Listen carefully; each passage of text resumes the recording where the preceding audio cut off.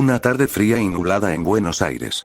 Cubría el cielo de Villa Crespo con un manto gris. A la 1:30 de la tarde. En el edificio de la calle Aguirre, algo extraño ocurría. Como cada miércoles, la empleada doméstica llegó al 6º piso con sus llaves en la mano. El silencio era absoluto. No escuchó voces, ni pasos o ruido alguno del interior. Abrió la puerta. Y en menos de 5 segundos, se percató de que el suelo estaba manchado de mucha sangre. La empleada gritó sin obtener respuesta mientras avanzaba por el pasillo, hasta encontrarse con el primer miembro de la familia. Uno de los hijos, llamado Ivo, de 12 años, estaba en el suelo. Tenía múltiples heridas cortopunzantes. En los brazos y manos notó las marcas de alguien que intentó defenderse. De alguien que luchó por su vida. Tras ese descubrimiento salió rápidamente de la casa para llamar a la policía, quienes continuaron con el hallazgo del resto de los familiares. El segundo en ser encontrado era Ian, de 15 años. También asesinado a puñaladas. Las pericias forenses confirmarían después que ambos chicos sufrieron entre 10 y 14 heridas cada uno. Ninguno sobrevivió.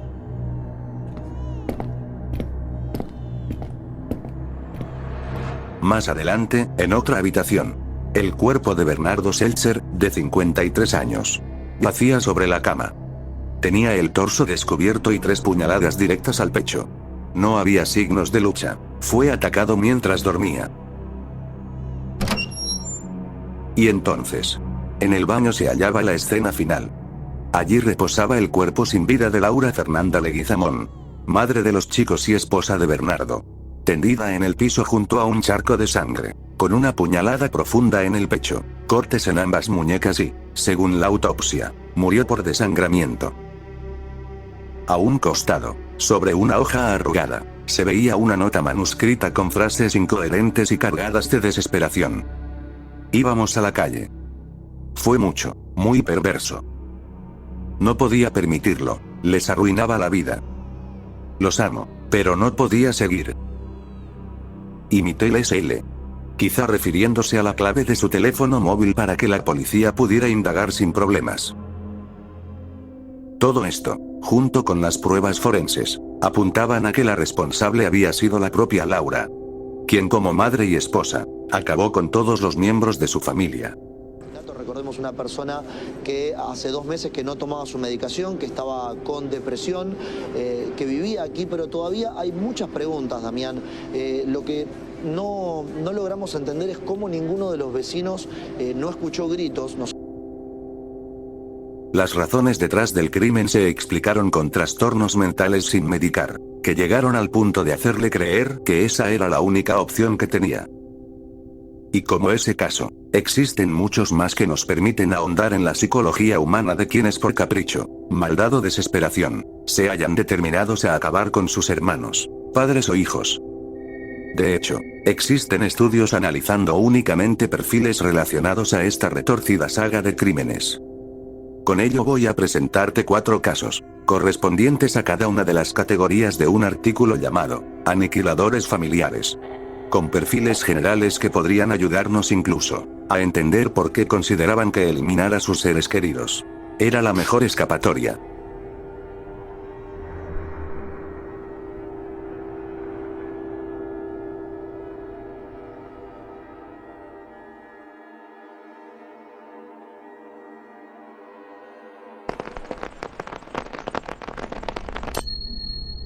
Cindy Gambino tenía 3 hijos. Jay de 10 años, Tyler de 7, y el pequeño Bailey de apenas 2 años. A los que en ese domingo especial del Día del Padre en Australia, decidió llevarlos a que lo celebraran con su padre, ya que no vivían con él. Ese hombre era Robert Farquharson. Para que no fueran con las manos vacías, les preparó un regalo que debían entregarle a su progenitor. Una foto de los 3 enmarcada. El más pequeño no quería separarse de ella, así que lo convencieron diciéndole que iría a su restaurante favorito. Con eso Cindy regresó sola a casa pensando todavía en sus hijos, les preparó las pijamas, ropa para el colegio del lunes, y esperó. Todo iba a estar bien. Lo que ocurrió a continuación, quizá pueda explicarse entendiendo la historia de Cindy y Robert. Ambos se conocieron de adolescentes. Eran solo amigos sin ninguna pretensión amorosa. Al menos de parte de Cindy, puesto que él gustaba de ella incluso cuando tenía pareja. Tras que ese novio muriera en un accidente dejando a Cindy destrozada, Robert lo supo aprovechar para profundizar su relación. Y entonces se convirtió en su nueva pareja. Después su esposo. Y finalmente padre de sus 3 hijos. La historia de una relación aparentemente perfecta, si no hubiera conocido un lado más violento de él. Frustrado, inestable y dependiente de su esposa. A partir del nacimiento del primer hijo su matrimonio comenzó a ir cuesta abajo. Robert no quería responsabilidades relacionadas a la paternidad, ni sobre su fracaso financiero, lo que lo llevó a tener discusiones constantes con Cindy.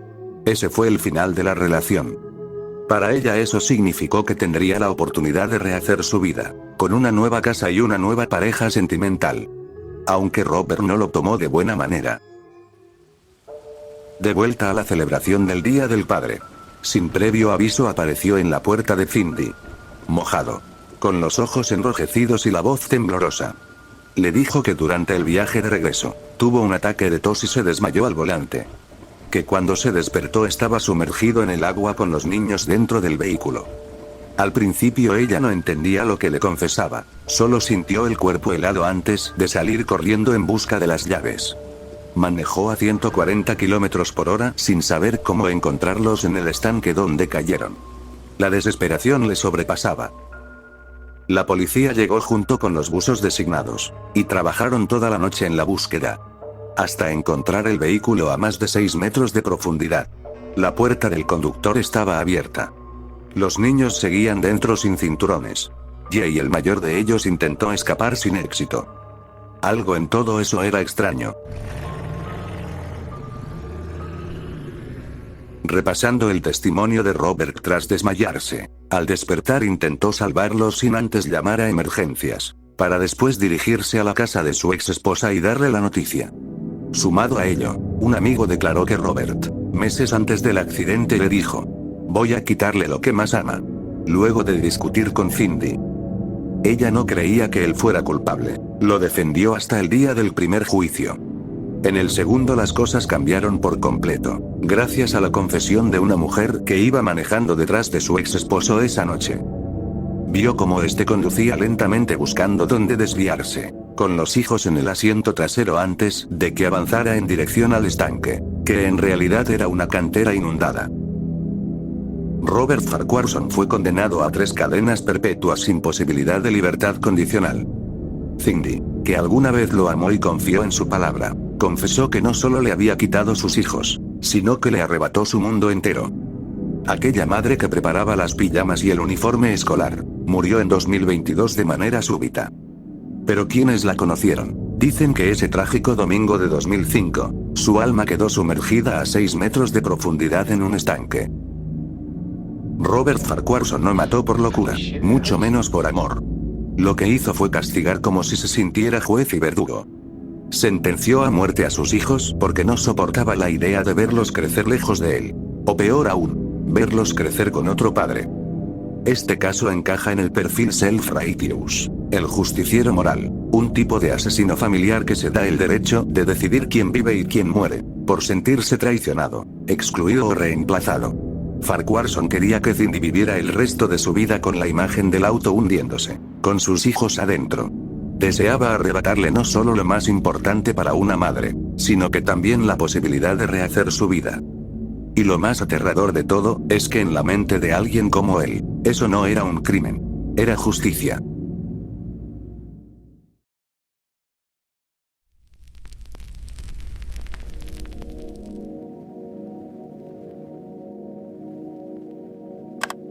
En Scottsdale, Arizona, un suburbio callado en medio del desierto.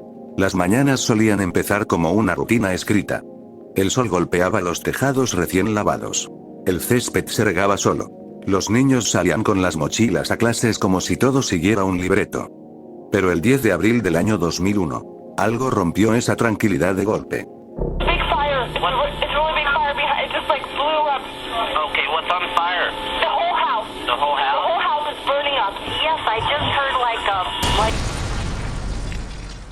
A las 8:42 de la mañana, una explosión sacudió una casa en pleno barrio residencial. Las llamas se elevaron sobre los tejados como una antorcha.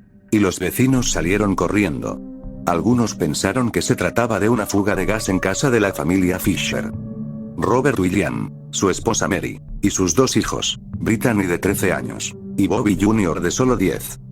Los bomberos tardaron horas en controlar el incendio. Cuando por fin entraron, lo que vieron no parecía un accidente. En sus camas estaban los cuerpos sin vida de Mary, Brittany y Bobby. Parecía que estaban dormidos. No había señales de que intentaran huir, ninguno de los tres. Pero algo faltaba. El padre. Robert Fisher no estaba entre las víctimas y nadie lo había visto salir de la casa. Para entender lo que pasó ese día hay que mirar mucho más atrás. Robert nació en 1961, en la ciudad de Tucson, Arizona. Tenía 15 años cuando sus padres se separaron, y aunque era bastante joven, ese abandono lo marcó para siempre. Fue parte de la Marina, después trabajó como bombero y más tarde como terapeuta respiratorio. En 1987 se casó con Mary Cooper, una mujer reservada, muy creyente, entregada a su iglesia. Tuvieron 2 hijos y desde fuera, no puedo decir que se veían como una familia modelo, ya que sus problemas maritales los conocían todos sus allegados. Misa los domingos, excursiones familiares, cenas en casa. Pero puertas adentro las cosas eran diferentes. Robert resultaba ser un hombre frío, severo, mandón. Controlaba a su esposa y se mostraba distante con sus hijos. Los gritos eran parte de la rutina.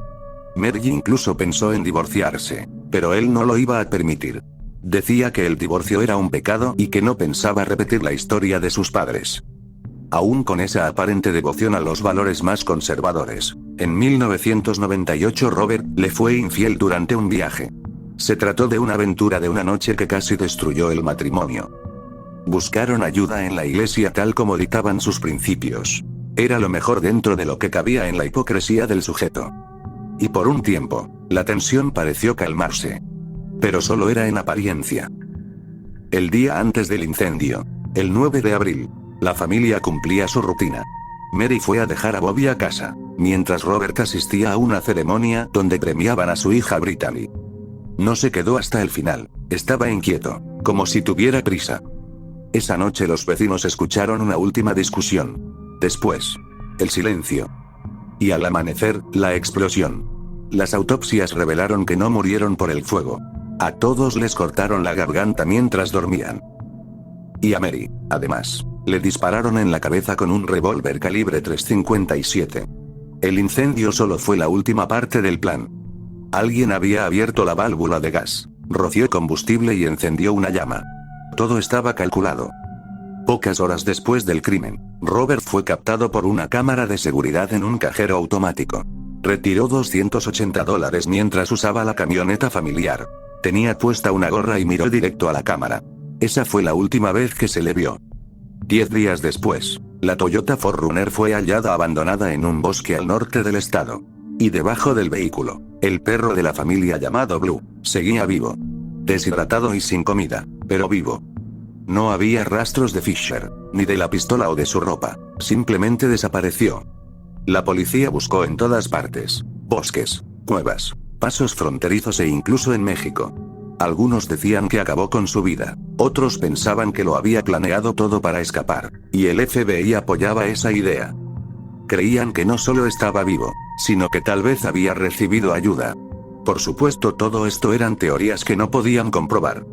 Un año después, en 2002, fue incluido en la lista de los 10 criminales más buscados de los federales. Su cara apareció en noticieros, revistas, en todas partes. Llegaron cientos de llamadas con supuestos avistamientos, aunque ninguna era real. Ninguna sirvió para determinar su paradero. En 2021, tras 20 años sin avances, el FBI retiró su nombre de la lista. No porque lo perdonaran o porque prescribiera el caso, sino que ya no había esperanza real de atraparlo. Hoy, Robert William Fisher tendría más de 60 años de edad y podría estar en cualquier país. Con otra cara, otro nombre, otra vida. Fisher tenía una necesidad obsesiva de mantener una imagen de familia perfecta. En su mente, la separación no solo implicaba un fracaso personal, sino una humillación pública. Había presenciado la ruptura del matrimonio de sus propios padres. algo que lo marcó profundamente. Amigos de la familia sabían que Mary estaba harta de su carácter dominante, misógino y poco comunicador. Y por si eso no fuera suficiente en este cóctel destructivo, Fisher tenía una imagen religiosa y tradicionalista aunque llevaba una vida doble. Aparte de la infidelidad en la que fue atrapado, visitaba damas de compañía frecuentemente mientras portaba enfermedades de transmisión sexual. Era un hipócrita a niveles enfermizos. Le costaba reconocerlo y se escondía detrás de una fachada tradicional obsesiva. La pérdida de su familia implicaba para él un abandono total de identidad. Su ego estaba tan ligado a su papel de esposo y padre proveedor, que no toleraba la idea de que su esposa lo dejara y se llevara a los hijos. No podía concebir que otro hombre pudiera ocupar ese lugar. A diferencia del primer caso, no hubo un castigo direccionado, solo se deshizo de aquello que lo había decepcionado respecto a sus propias expectativas. Que es justamente lo que implica este segundo perfil.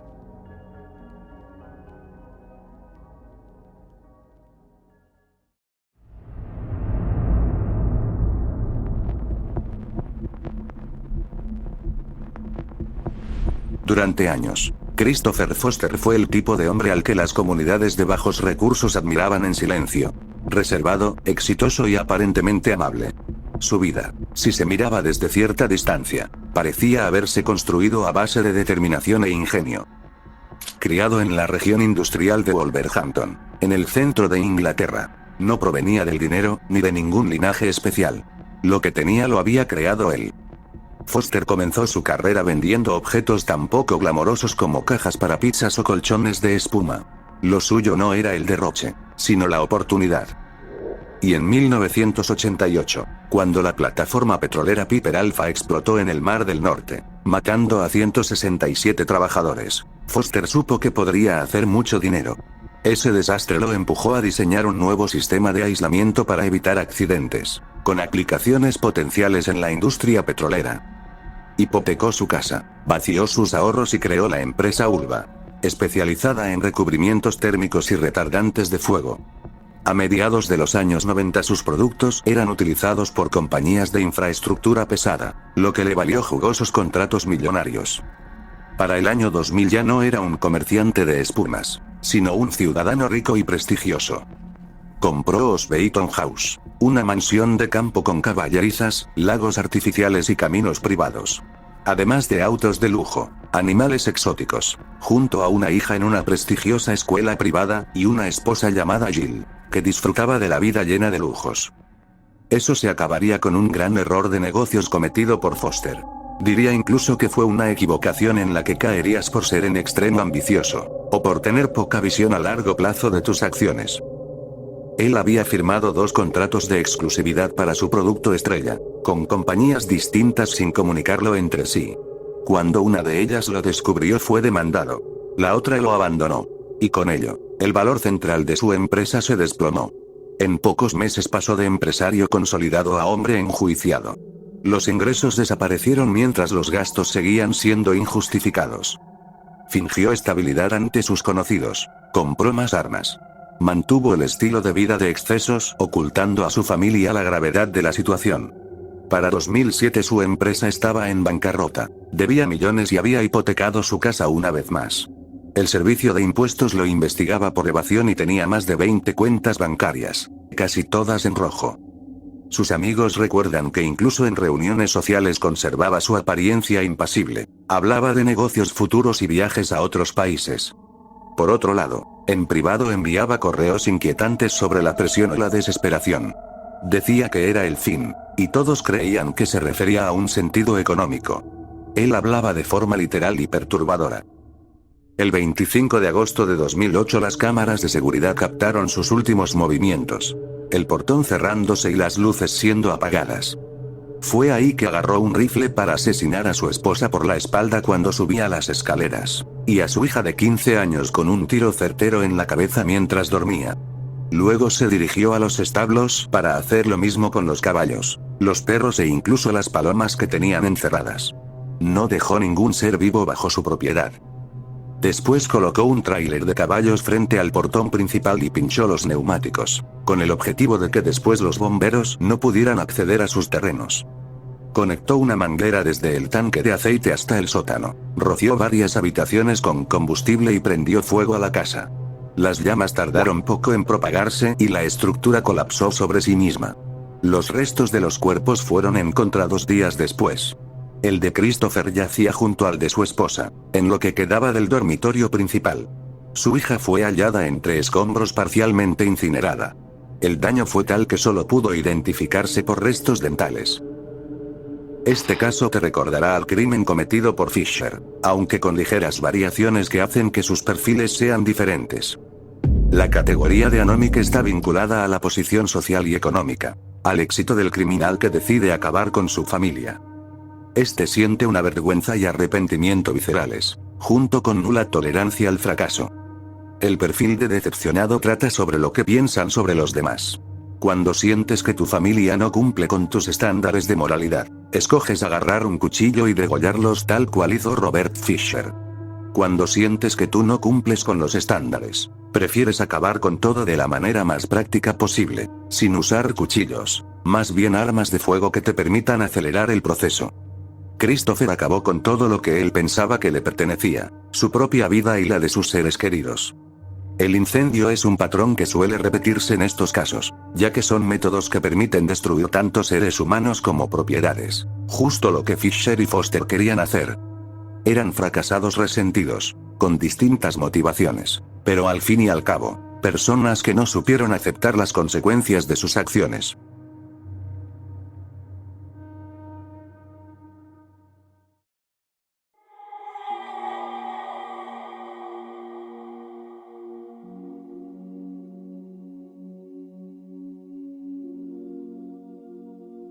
El 20 de junio de 2001, en la ciudad de Houston, en Texas, se tuvo un amanecer como cualquier otro para Andrea Yates. Una mujer que a simple vista parecía tenerlo todo. Familia numerosa, marido trabajador y una vida aparentemente estable. Fue una enfermera y madre de 5 hijos que dedicó años a cuidar de los demás, siempre destacándose por su amabilidad y compromiso.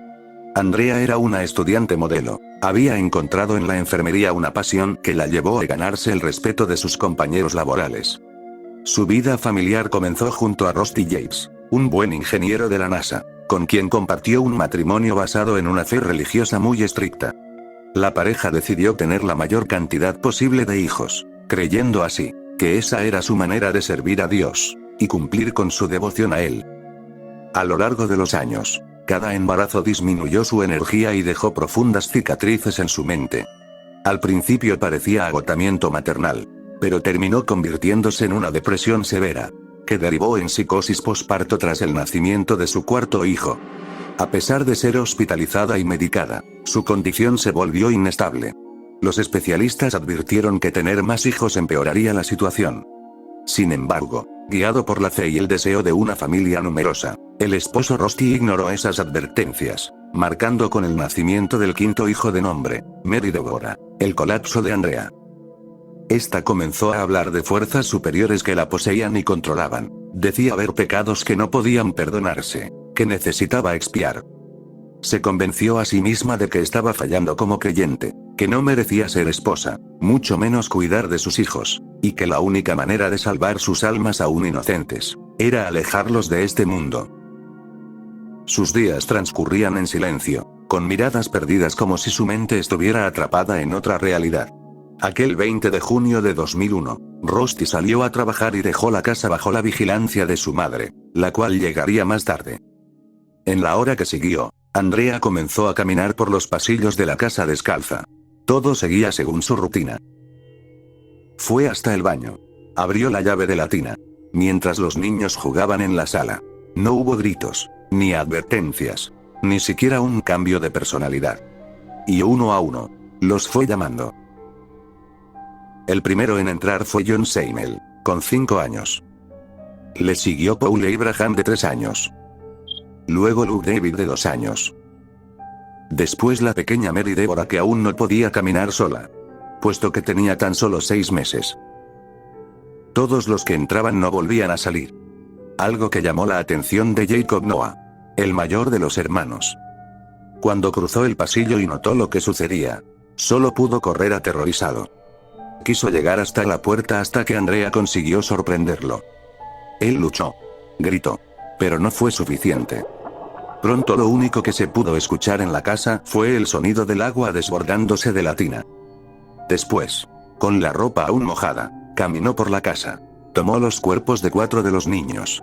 Uno tras otro, los llevó a la cama del cuarto principal. Y les acomodó con cuidado para cubrirlos con una sábana blanca. Como si aún quisieran dormir.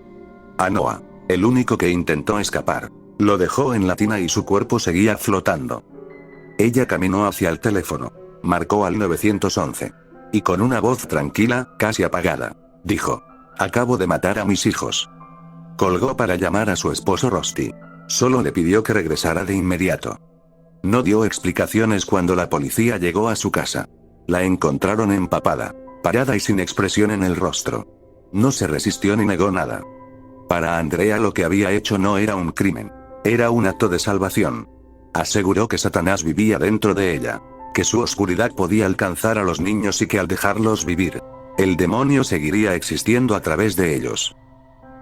Tras ser detenida se dio un juicio en 2002. La acusación sostuvo que estaba consciente y planeó cada paso. Hasta esperó que su esposo saliera para actuar. Mientras que la defensa presentó un historial médico respaldado con hospitalizaciones, medicación sin realizar, hasta psicosis documentada. Gracias a esas aportaciones legales fue condenada a cadena perpetua, pero un testigo clave que trabajaba como psiquiatra, hizo que la sentencia fuera anulada. En el segundo juicio de 2006, con evaluaciones rigurosas y exámenes psicológicos, el jurado determinó que Andrea no era culpable por su estado mental. Fue internada en un hospital estatal de máxima seguridad, donde permanece hasta la actualidad, sin haber pedido jamás su liberación. Este es el caso más sencillo de explicar por qué lo he seleccionado para la última categoría de aniquiladores familiares, el perfil de paranoia.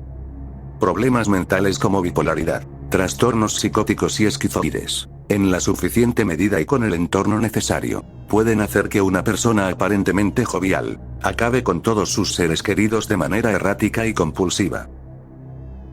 Con todos los casos mencionados, ya puedes escoger a qué perfil corresponde Laura Leguizamón. La mujer que acabó con toda su familia, y dejó una carta con mensajes perturbadores. Muchas gracias a todos los grandes miembros que me apoyan. Mil gracias a todos.